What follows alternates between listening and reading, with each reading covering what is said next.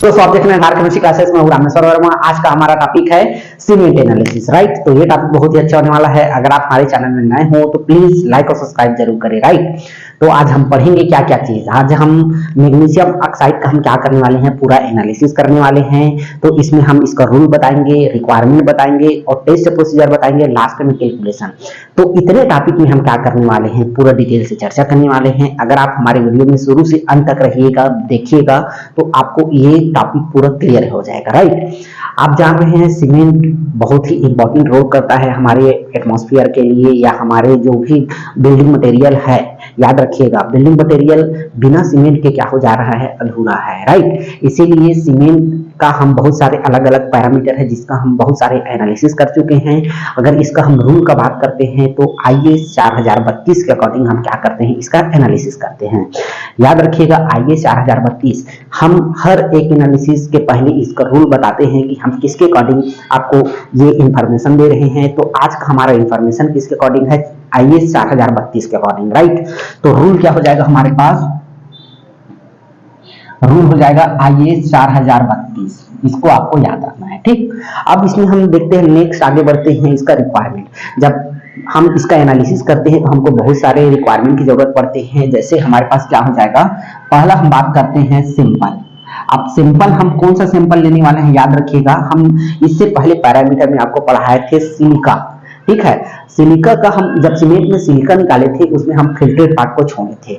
याद रखिएगा, हम क्या किए थे, इसमें रेसिड्यू और फिल्ट्रेट दो पार्ट आया था, राइट। जब हम क्या किए थे, फिल्टर किए थे, ये इस प्रकार से हम फिल्टर किए थे, तो यहाँ हमारा क्या आया था, रेसिड्यू आया था। इसको हमने क्या किया था, बढ़िया से अच्छे से इसको रख दिया था।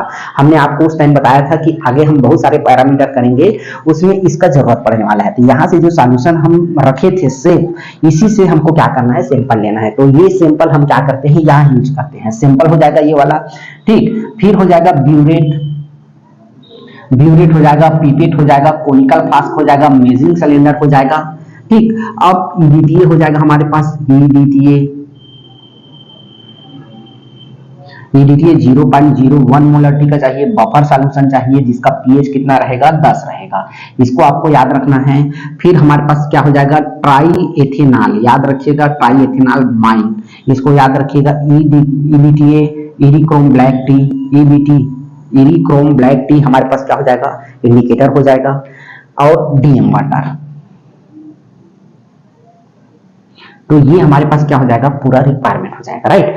अब रिक्वायरमेंट में क्या क्या हो जाएगा हमारे पास, तो पूरा ये सैंपल हो जाएगा, conical flask, burette, measuring cylinder, और उसके बाद EDTA 0.1 मोलरिटी का, और उसके बाद बफर सॉल्यूशन कितना pH का रहेगा, 10 pH का रहेगा, और इरिक्रोम ब्लैक टी रहेगा, ट्राई एथेनॉल माइन सॉल्यूशन हो जाएगा। तो इतना सारा जब हमारे पास रिक्वायरमेंट हो गया, तब हम टेस्ट प्रोसीजर स्टार्ट करते हैं। तो नेक्स्ट हम क्या करते हैं, टेस्ट प्रोसीजर। लेकिन उससे पहले हम देखते हैं EDTA का, हम आपको सॉल्यूशन बना के बता देते हैं, क्योंकि EDTA से हम क्या करेंगे, टाइट्रेशन करेंगे, राइट। EDTA से बहुत सारे केमिकल का हम क्या करते हैं, टाइट्रेशन करते हैं। EDTA का हम सॉल्यूशन आपको बनाने दिखा देते हैं, ताकि क्या है, EDTA का हम टाइट्रेशन के यूज करते हैं। जनरली हम वाटर का हार्डनेस निकालते हैं, कैल्शियम, मैग्नीशियम, ये सब का हम क्या करते हैं, जब टाइट्रेशन करते हैं तो हम क्या यूज करते हैं, EDTA का यूज करते हैं। अब याद रखिएगा, EDTA में एक स्पेशल कैरेक्टर होता है, ये वाटर में सॉल्युबल नहीं होता है, इसीलिए हम इसमें क्या मिला देते हैं, हम डाइसोडियम साल्ट मिला देते हैं। याद रखिएगा, डाइसोडियम साल्ट मिलाने से क्या हो जाता है, इसका जो सॉल्युबिलिटी है वो बढ़ जाता है, इसलिए क्या हो जाता है, वाटर में सॉल्युबल हो जाता है। अब हम क्या करते हैं, 0.01 मोलरिटी का, याद रखिएगा, 0.01 मोलरिटी का हमको क्या करना है, EDTA का सॉल्यूशन बनाना है, राइट। EDTA का सॉल्यूशन बनाना है। वैसे आप गूगल में देखोगे EDTA का मोलर मास, तो आपको कितना दिखाएगा, 292 दिखाएगा, 292.24 दिखाएगा। बट इसमें हमने आपको बताया है क्या मिलाए हैं, 2 मॉलिक्यूल हम डाइसोडियम का मिलाए हैं और 2 मॉलिक्यूल किसका मिलाए हैं, वाटर मॉलिक्यूल का। तो ये बढ़ के कितना हो जाएगा, 372.24 हो जाएगा। अब इसका फार्मूला आपको बता देता हूं ताकि आपको क्रिस्टल क्लियर हो जाएगा, याद रखिएगा, ठीक, तो ये हमारे पास क्या हो जाएगा, EDTA का हमारे पास फार्मूला हो जाएगा। इसको हम क्या बोलेंगे, डाइसोडियम साल्ट। याद रखिएगा डाइसोडियम, EDTA का डाइसोडियम साल्ट बोलेंगे। ठीक, तो इसमें कार्बन का 10 रहेगा, हाइड्रोजन 14, नाइट्रोजन 2, हाइड्रोजन ऑक्सीजन 8। यहाँ तक हमारे पास EDTA है, बट इसमें हमने एक साल्ट जोड़ा है, सोडियम साल्ट, 2 मॉलिक्यूल सोडियम का और 2 मॉलिक्यूल क्या हो जाएगा, वाटर का। राइट, तो इस प्रकार से हमारा क्या हो जाएगा, डाइसोडियम साल्ट। इसी का हम क्या निकालते हैं, 0.201 मोलरिटी का सॉल्यूशन बनाएंगे। तो इसका पूरा हम इसको जब कैलकुलेट करते हैं तो कितना आता है, 372.24 आता है। राइट, अब हम निकालते हैं क्या चीज, मोलर मास का सॉल्यूशन बनाना है हमको। तो हमारे पास क्या हो जाएगा, मोलरिटी निकालना है, मोलरिटी का। अब हमको मोलरिटी में सॉल्यूशन बनाना है, नॉर्मलिटी का नहीं बनाना है, मोलरिटी का। तो हमारे पास क्या हो जाएगा, मोलर मास हो जाएगा इसका, मोलर मास EDTA का इंटू 0.01। ये मोलरिटी हमारे पास 0.01 है, और हम इसका क्या करते हैं, मल्टीप्लाई करते हैं 24 से, 0.01 से। तो हमारे पास क्या जो वैल्यू आएगा, 3.724 ग्राम। ठीक, इसको हम क्या करते हैं, 1 लीटर में हम इसको डिजॉल्व करते हैं। याद रखिएगा, हम क्या करते हैं, EDTA का 3.7224 ग्राम लेते हैं। लेने के बाद क्या करते हैं, 1000 ml या 1 लीटर DM वाटर में हम क्या कर देते हैं, इसको डिजॉल्व करते हैं। अगर आपसे पूछा या बोला कि 0.1 नॉर्मलिटी, हम 0.01 मोलरिटी का बताए हैं, अब हम क्या करते हैं, 0.1 मोलरिटी का बताते हैं। अगर आपसे पूछे 0.1 मोलरिटी का सॉल्यूशन प्रिपेयर करिए, तो हमारे पास क्या हो जाएगा, 372/24 इंटू हमारे पास क्या हो जाएगा, ये 0.1। जब इसका मल्टीप्लाई करोगे तो कितना आ जाएगा, 37.224 ग्राम को हम किसमें प्रिपेयर करेंगे, तो 1 ग्राम 1 लीटर वाटर में 1 लीटर वाटर में DM वाटर में हम क्या करेंगे, प्रिपेयर करेंगे। राइट, तो अभी हमको क्या बनाना है, 0.01 मोलरिटी बनाना है, जो कि हमारे पास क्या आ गया है, ये है। तो इसके लिए हम क्या करते हैं, 3 ग्राम, याद रखिए 3.7224 ग्राम हम क्या लेते हैं, EDTA का लेते हैं पाउडर फॉर्म में, सॉलिड फॉर्म में, उसको 1000 ml DM वाटर में डिजॉल्व करते हैं। जब डिजॉल्व कर देते हैं तो हमारे पास सॉल्यूशन प्रिपेयर हो गया। इस सॉल्यूशन का हम उपयोग टाइट्रेशन करने के लिए करेंगे। राइट, तो ये हमारा पास हो गया सॉल्यूशन मेकिंग का। अब नेक्स्ट टॉपिक हो जाएगा हमारा टेस्ट प्रोसीजर। याद रखिएगा, नेक्स्ट टॉपिक हमारा क्या हो जाएगा, टेस्ट प्रोसीजर का।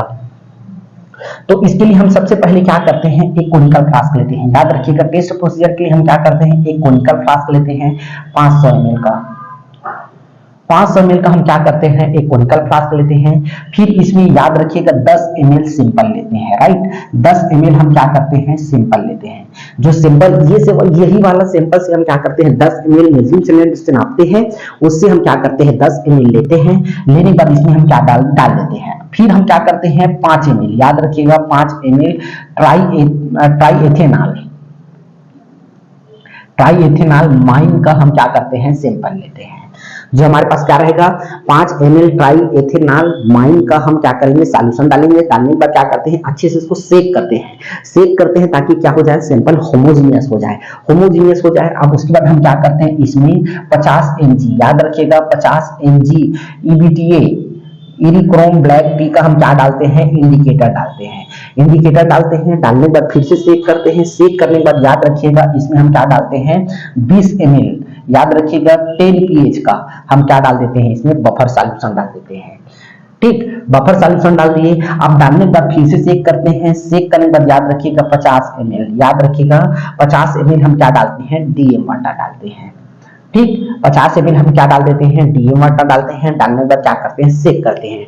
अब जब इतना पूरा हम सॉल्यूशन डाल देते हैं, डालने के बाद हमारा जो सिंपल का कलर क्या हो जाता है, ब्लू कलर हो जाता है। याद रखिएगा, जब सब कुछ डाल देते हैं तो हमारा सिंपल का कलर क्या हो गया, ब्लू कलर हो गया। अब इस सॉल्यूशन को, जो कोनिकल फ्लास्क में हमारे पास सॉल्यूशन है, इस सॉल्यूशन को हम क्या करते हैं, टाइट्रेट करते हैं 0.01 मोलरिटी का। याद रखिएगा, जो हम सॉल्यूशन यहाँ पे प्रिपेयर किए हैं 0.01 मोलरिटी का EDTA से, इससे हम क्या करते हैं, टाइट्रेट करते हैं।